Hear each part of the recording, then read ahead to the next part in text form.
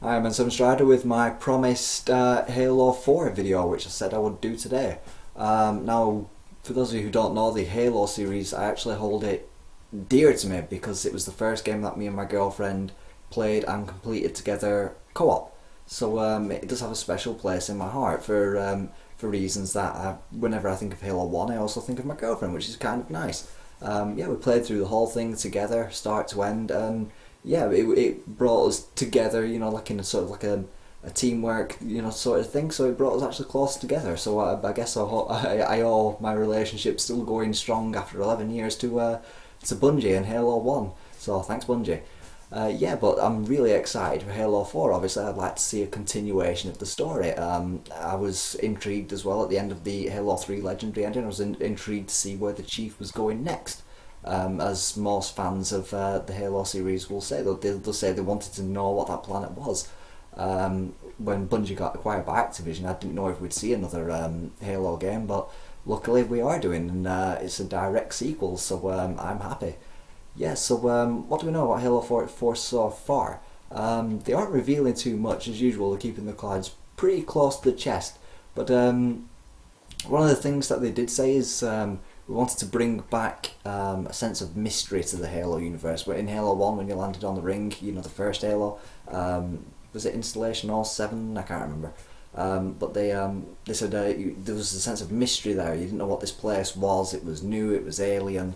And there's a sense of mystery. We wanted to bring that back for Halo 4, but even though they're keeping the cards close to the chest, they're still revealing, if you want a sense of mystery, way too much in my opinion. Like, they revealed the Promethean enemies. It's just like, here's the new enemy class. It's like, oh really? You're showing us? I really didn't want to know. At the end of the trailer, they had that symbol, the rotating symbol, which says an ancient enemy awakens, and a lot of people going, oh, that's the Diadax symbol. It's like, I don't know how they know that's the symbol. I haven't read the Forerunner saga, the Forerunner novels. Maybe they're essential reading for the. If someone could let me know in the comments if they're essential reading for Halo 4, I'll go out and get them. Thanks for that. Yeah, I've not read them, so I don't know. Maybe it shows the Diadac symbol in there. I don't know. I don't even know who this Diadac guy is, but apparently he's not a nice guy. He's a nasty piece of work. And he was against the Halo arrays being fired. I think I got told by someone he was against the arrays being fired, but I digress. Yeah, so they showed the Prometheans. I didn't want to see that. They showed the Mantis as well, which just a couple of days ago, the new Mantis mech. For a few fans were saying that's not right. The UNSC shouldn't have that technology. They should. In Glasslands, I think I've not read this yet. Again, trying to get these sort of novels in my area is really difficult.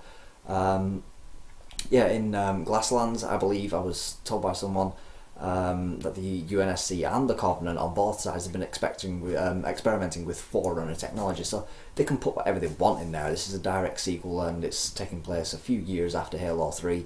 So it's looking good for different sorts of weapons and gameplay mechanics and stuff like that. So this stuff can be put into the Halo series. It's not a problem. They can put it in. There's the story. There's background for it.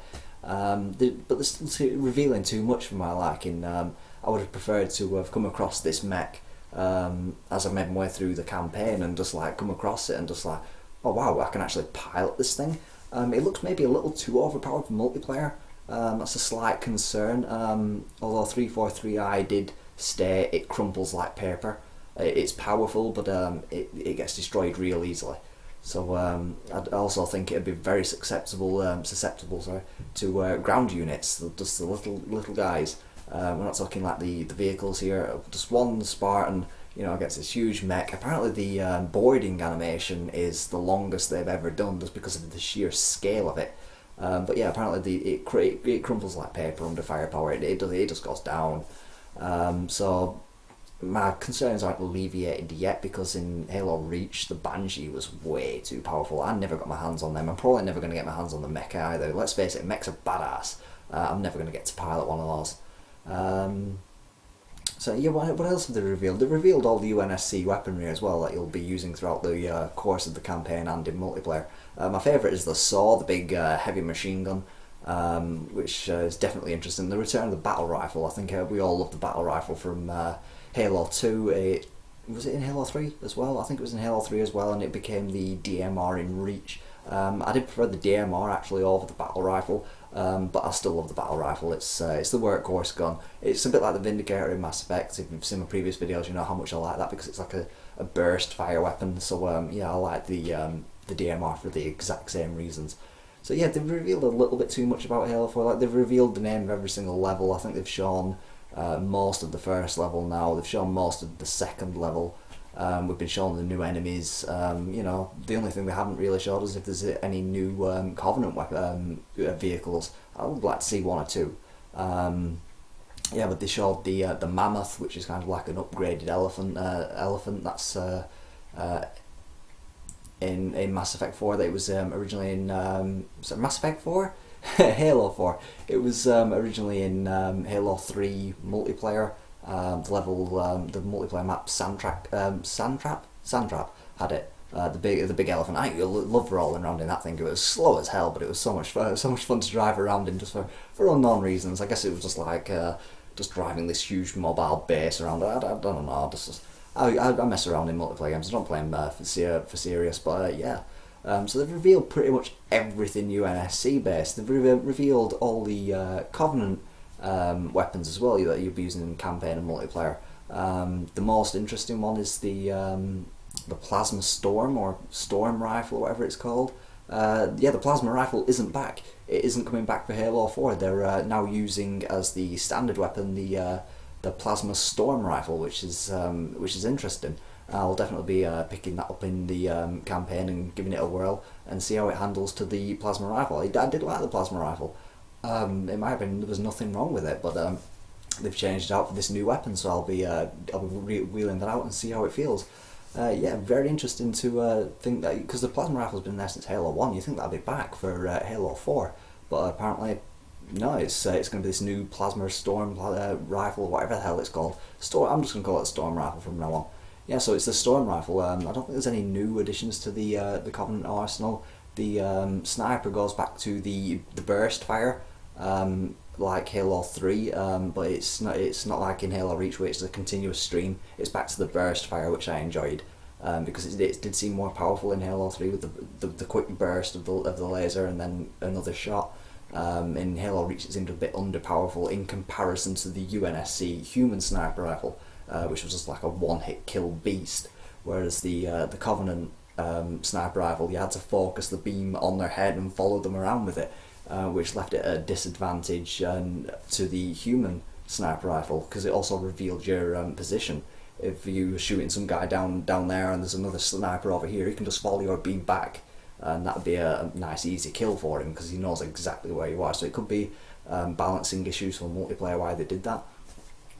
They changed it back to the burst, which I'm happy about. Yeah, so they also revealed most of the Promethean weapons. There's nothing notable in here. They all have that nice little disintegration effects whenever you kill an enemy. The only one that really drew my interest was the big version of their missile launcher. I don't know what it's called. The name escapes. It's like a big heavy missile launcher cannon that just fires a blast. That thing looks pretty devastating. Yeah, but I don't understand why they've revealed so much. Do the Prometheans have any vehicles as well? They haven't shown that yet. They haven't shown that. So they are keeping some things secret still, which is nice. I really wouldn't like to know everything, but they're still revealing too much. They've revealed the Covenant as well, the new look of the Covenant. Another thing, why did the Covenant have to come back in Halo 4? Why? The war ended, Halo 3, done, dusted. They went off, peacetime now, yay, everyone's happy. And it's just like, no, the Covenants are back. We've spent how many games now? You've got Halo 1, Halo 2, Halo 3, ODST, Reach, and Halo Wars all fighting the Covenant. Oh, and Anniversary, if you want to count that. That's 7 games of fighting the Covenant. Give them a rest. What did they ever do to, they'd all be dead, wouldn't they, at the end of that many games of fighting them? I'm not up for the Covenant coming back. We've fought them, we know how they act, it's getting a bit old. There's no brute side. They took the brutes out. I didn't care for the brutes. They were just gorillas in armor. Um, I didn't care for them that much. You know, they were there. But there's no brutes this time, and so be it. I'm not too bothered, to be honest. There's no new Covenant enemy types revealed either, I don't think. They've all got a new look, which is kind of nice. I do like the new grunt design. Is it Ungoi, from whatever they're called? I do like the new grunt design. I really like that. They've got the helmet off completely. They don't have the breathing apparatus. They've like the up the nose, the little wire that comes around the back and up the nose for breathing. That's kind of cool. Yeah, so I like the new design. The grunts, you get to see their faces. That's all cool. The elites, they've got the stripped armor. You know, it's stripped back a bit. The arms are bare. You know, that all looks pretty cool. The new design is really cool. I do like them. They've revealed the Prometheans completely, and that kind of spoiled it for me. But I would have liked to have come across them in the game. You know, in Halo 1 when you were playing that, no one knew the Flood was in there. You know, you just come across it as you were playing through the game. Like I only dipped into Halo with my girlfriend when we were playing it. You know, just like dipped into it every now and again. And when we hit the Flood and the Flood come out, and there was suddenly this new enemy that we didn't know how to fight properly yet. You know, it was like a shock moment. We didn't know how to fight them. Like all the way during through Halo 1, we were fighting the Covenant, and then we figured out that the plasma weapons were better than the human weapons at taking down the Covenant, so we were using their weapons against them. And by the point that the Flood showed up, we were that used to using the plasma weaponry. We thought the plasma weapon would be brilliant against the Flood, but that's not the case. It's the UNSC human weaponry that is better against the Flood. At least that's what I experienced. It seemed like to me that the human weaponry worked better, and the plasma weaponry worked better against the Covenant. So you had a new set of enemies quickly just to figure out. Granted, there wasn't that many. There was only like maybe 2 or 3 different Flood varieties, but yeah, you had to figure out how to fight them. Whereas with the Prometheans, they've shown them, they've announced them, you know, they've shown their combat capabilities, and it's just like, hey, here's what they can do, and here's how we can get around that. They're pretty much telling us how to beat them, which I don't like. It's like, well, that one up there, the Watcher, you want to shoot him down because he'll throw your grenades back at you. It's like, well, thanks for that, and I won't get that experience now as I'm playing the game. And it's also like yeah, it comes out with the Promethean Knights back, and that's how it gets deployed, and these guys can teleport around, and these crawler guys, they'll run around on the floor and they'll attack you in packs, you know, and all this stuff. They're revealing everything. It's their game, it's their right to reveal it. If they want to reveal it, they reveal it, but you can't hide from a game as big as Halo 4. I've been trying to avoid spoilers like the plague, but no matter where you look, it's like, and here's new stuff. It's like, I don't want to see that, thanks, I don't want to see it, but here's new stuff. And it's like, I don't want to see it. I don't want to see it. You know, I have no idea what I've heard of the Mantis mech. I don't have no idea what it looks like. I've been told it has 2 arms, which are probably going to be equipped with guns. You know, but I've been told that it looks like a mech with 2 arms. So yeah, it's probably going to have 2 guns. I've hidden away from the images of it because I don't want to see them. Yeah. So, but why are they revealing so much? I don't get it. If they want this sense of mystery about the game, why show so much? Is there something they're not telling us? Yeah, maybe in single player it's all some ruse. Maybe we'll be fighting these Promethean guys up until a certain point where suddenly, and oh, by the way, we're harbouring a bunch of precursors at the core of the planet, and it's like, or forerunners. And it's like, now you're fighting these guys. It's like, I hope they can pull something out of the bag. I'm really excited to see the relationship between John and Cortana continue on. Apparently it's more fleshed out. Apparently they're not going to show Master Chief's. Well, they're not going to have Master Chief talking more. You know, he's always been the stoic, silent guy. But apparently we'll learn more about him throughout the course of this game, which I'm kind of interested in. His backstory, I've already read a lot of it, so I'm not too bothered, but the relationship between Cortana and Master Chief, I do want to see that strengthen. Let's face it, Cortana is every girlfriend we ever had. You know, she plays mother as well, she's sister, she's older sister, she's your girlfriend, she's all these, you know, like female strong characters that play a part in everyone's life, rolled into one. You know, she protects, she nurtures, she guides, and she cares for you. So yeah, she's a fantastic character. I really love her. Apparently, she's going to become hard light during the course of the campaign. I hope not. I don't want to see Cortana suddenly pick up a gun and let's go kick some ass. You know, I want her. I want her in my head. You know, I want to still see her represented on screen every now and again.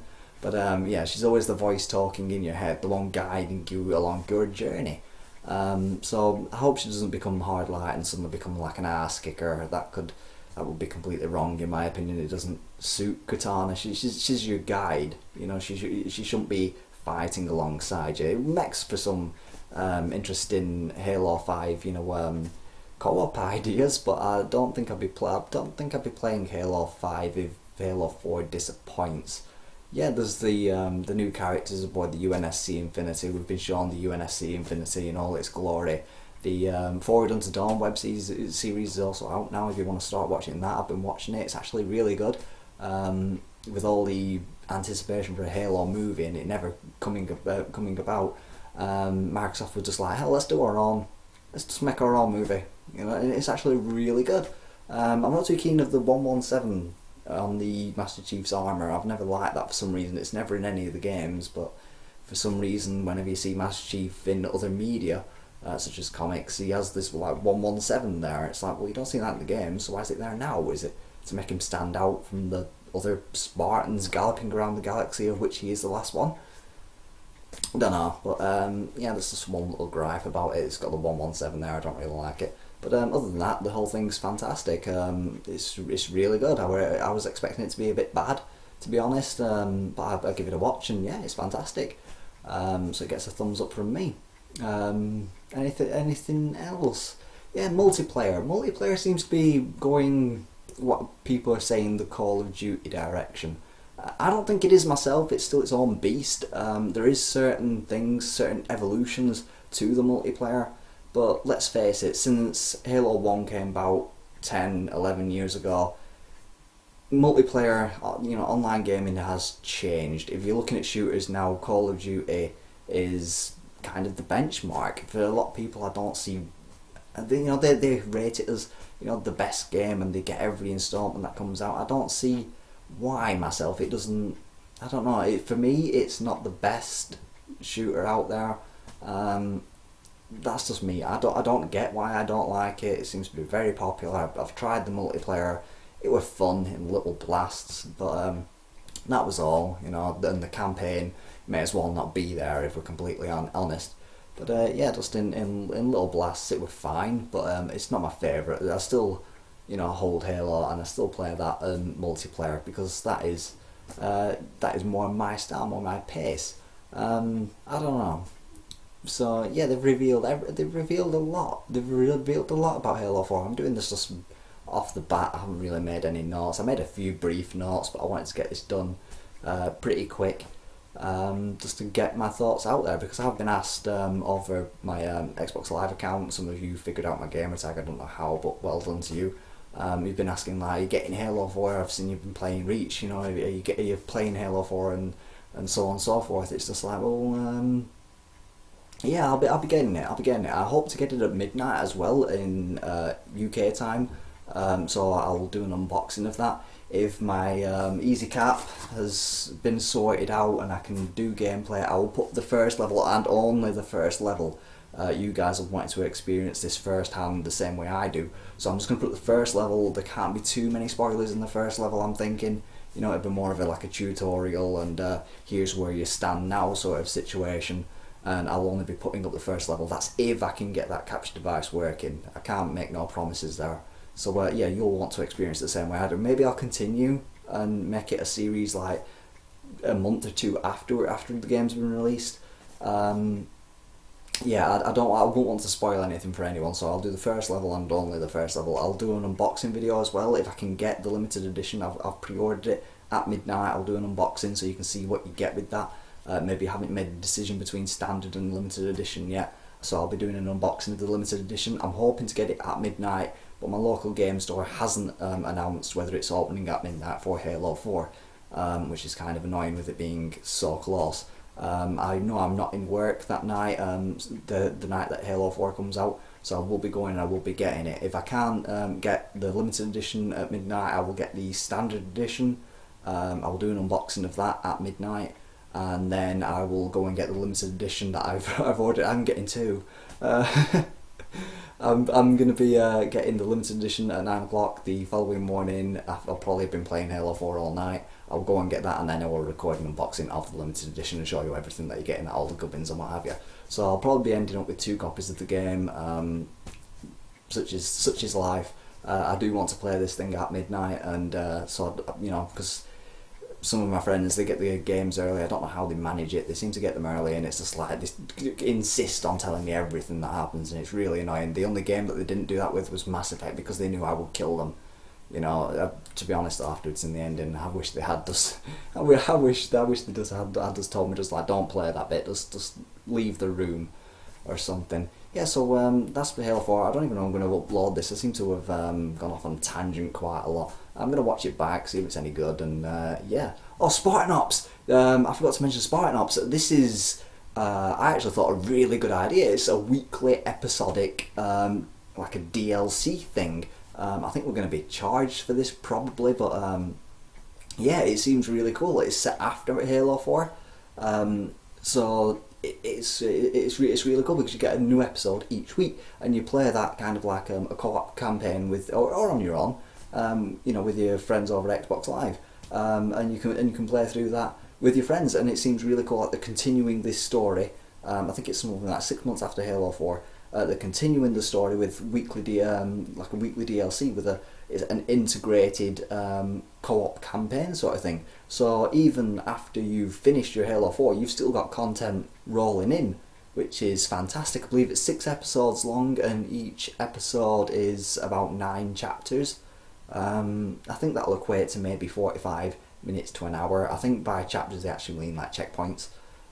So I don't expect them to be like long epic campaigns. I think 343i did say that once you've completed all the parts of this weekly campaign that's coming out, it will equate to roughly the same size as the main campaign. So once we've played Halo 4, we'll have some idea of how long this game's going to be. Most first-person shooter campaigns, they roughly riding at around the 8-hour mark. So I'm guessing like roughly, you know, 6 chapters across. You know, it's probably going to be about the same.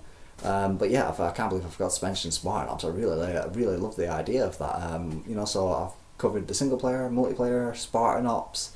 We've got Forge coming back, which is nice. I never really used Forge myself because I'm a bit of a perfectionist, but they've got that new magnetic locking feature now to the parts, because I had things overlapping. I was trying to get them like, you know, like lined up perfectly, because I'm like, as I've stated in previous videos, I'm a visual person, and so I was trying to get them like lined up perfectly. It just wouldn't do, and there was like a magnetic lock, so even if you just get there, it like clicks into place, and I thought, oh, thank you, I can actually use Forge now, which I wasn't expecting for Halo 4. I was just expecting here's Forge tools, but no, they've actually made some improvements to things, and it's great to see that it's progressing. I have faith that 343i will be able to keep the series going that Bungie created. Unfortunately, Bungie went to Activision. I don't really like Activision too much, about as much as I like EA. But 343i seems to be doing a good job. You know, the Halo franchise seems to be in good hands. A lot of fans were worried. I'm one of them that I actually wasn't. I was kind of thought, well, if this team's been put together specifically for Halo, and they've all said that they love Halo, what have I to be worried about? You know, they've been working on Waypoint for years and years before. I think Halo Combat Evolved Anniversary or Halo 4 was even conceived. So it's just like, you know, they've been there for a long time. It's made up of original Bungie staff members and from people across the industry who are all known in their fields. So I think this is in safe hands. I think it's going to be good. So I'm looking forward to it. I hope you guys are too. If you're watching this video, you probably are. But it seems to have come around quick. I remember when it was announced, I was like, oh, it's so long away until I get to play Halo 4. But now it's like around the corner. It's less than a month away. So as always, I've been N7Strider, and I should go.